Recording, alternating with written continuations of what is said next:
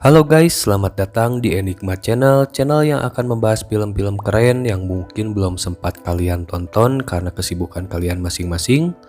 Nah, di video kali ini saya akan membahas film yang berjudul Memories of Murderer yang rilis di tahun 2003. Nah, film ini menceritakan dua orang detektif yang saling bersaing untuk memecahkan kasus pembunuhan di sebuah desa. Nah, apakah mereka akan berhasil menemukan si pelaku? Tapi sebelum kita masuk ke alur filmnya, jangan lupa subscribe dan juga nyalakan loncengnya agar tidak ketinggalan review film menarik lainnya.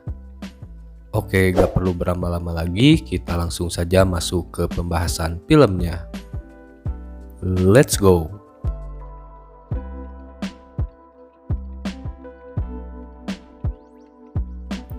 Film ini diawali dengan diperlihatkannya seorang detektif yang bernama Park Do-man yang atau kita panggil aja si Do-man ya biar gampang, yang sedang olah TKP di sebuah got yang di dalamnya ada mayat seorang wanita muda. Lalu si Do-man pun mulai membuat list orang-orang yang dia curigai sebagai pembunuh wanita tersebut. Nah, satu persatu orang-orang itu pun akan didatangi oleh si Do-man. Nah, si Do-man juga mendapatkan satu nama yang dicurigai oleh istrinya yang bernama Baek Guang Ho, dan tanpa berlama-lama si Do-man pun mendatangi si Guang Ho yang lagi main game, dan ternyata si Guang Ho ini emang sedikit agak idiot, sehingga si Do-man pun memiliki ide untuk merekayasa skenario agar si Guang Ho menjadi tersangka, dan si Do-man akan mendapatkan penghargaan dan juga kenaikan jabatan karena bisa memecahkan kasus yang misterius seperti ini. Nah, setelah ditanya beberapa pertanyaan, si Guang Ho pun tetap tidak mengaku kalau dia yang melakukan pembunuhan tersebut. Justru si Guang Ho mengaku kalau dia ngelihat kejadiannya secara langsung, namun si Guang Ho tidak dapat melihat dengan jelas wajah dari si pembunuh. Lalu di keesokan harinya, si Do-man pun kedatangan detektif bantuan dari ibu kota yang bernama Seo Taeyeon, yang namanya kayak pelatih timnas Polandia ya. Nah, jadi kita panggil aja si Shin Tae-yong biar gampang. Nah, ketika si Shin Tae-yong datang, si Do-man lagi giat-giatnya interogasi si Guang Ho sambil mencoba membuat skenario hasil olah TKP yang menjurus kepada si Guang Ho sebagai pelakunya. Namun bukti yang disiapkan si Do-man belum cukup untuk membuat si Guang Ho ditahan karena si Guang Ho harus mengaku secara pribadi jika ingin dijebloskan ke dalam penjara.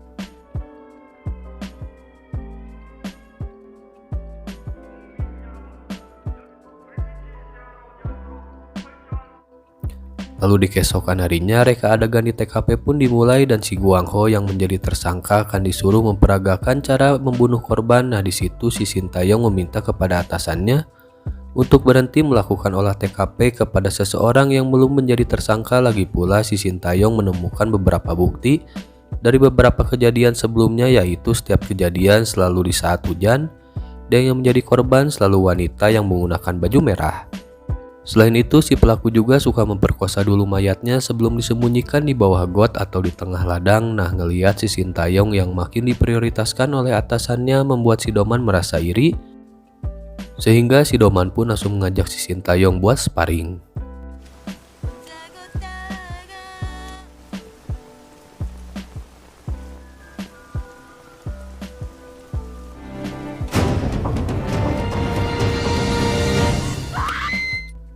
Lalu salah satu staf polwan menemukan sebuah petunjuk dari sebuah siaran radio yang menunjukkan setiap ada kejadian pembunuhan misterius, selalu ada yang request lagu Armada di radio tersebut. Nah, ketika itu untuk request lagu harus menggunakan surat yang dikirim lewat kantor pos, sehingga si Shin Tae-yong menyimpulkan jika pembunuhan ini memang sudah direncanakan, dan dia pun langsung bergegas menuju ke stasiun radio tersebut untuk mengambil surat yang dikirim oleh orang yang dicurigai. Namun sialnya setiap surat yang sudah diputarkan lagunya langsung dibuang ke tong sampah, dan itu membuat si Shin Tae-yong mencari surat tersebut sampai ke pembuangan sampah. Lalu di sisi lain, si Do-man yang gak mau keduluan sama si Shin Tae-yong mendatangi seorang dukun untuk menerawang siapa pembunuh di kasus ini. Nah, si Do-man pun diberikan sebuah kertas kosong dan juga semangkuk tinta yang kata si dukun tinta tersebut akan membentuk wajah si pembunuh jika dituangkan di atas kertas. Namun sialnya hasil dari tinta tersebut tidak sesuai dengan ekspektasi mereka, yang artinya si Do-man udah ditipu oleh dukun yang didatangi. Ternyata orang Korea zaman dulu mirip banget sama orang Indo zaman sekarang ya, yang ketika semuanya sudah mulai mentok maka mereka akan pergi ke dukun untuk mencari solusi terbaik. Padahal itu semua salah ya guys. Lalu tak lama setelah itu tiba-tiba datang seorang pria yang membawa celana dalam wanita ke tengah kebun, dan si pria tersebut langsung dicurigai oleh si Doman dan juga si Sintayong. Nah, mereka semua pun langsung mengejar pria tersebut. Namun sialnya ketika ditangkap ternyata pria itu hanya melakukan colai karena berfantasi terhadap celana dalam seorang wanita. Namun dari pria tersebut si Sintayong mendapatkan sebuah petunjuk karena pria itu bilang kalau ada salah satu korban yang selamat yang tinggal di sebuah bukit, dan wanita itu bisa diselamatkan karena bersembunyi di toilet di sebuah sekolah. Dan tak lama dari situ si Sintayong pun langsung mendapatkan alamat si korban dan dia pun langsung bergegas menuju ke rumah si korban. Nah, wanita itu pun menjelaskan kalau dia tidak sempat melihat wajah si pelaku karena kepalanya menunduk ke bawah, namun dia merasa jika tangan si pelaku sangatlah lembut dan juga sangat putih. Yang akhirnya pria yang sempat ditangkap kemarin dibebaskan oleh si Sintayong karena memiliki telapak tangan yang sangat kasar.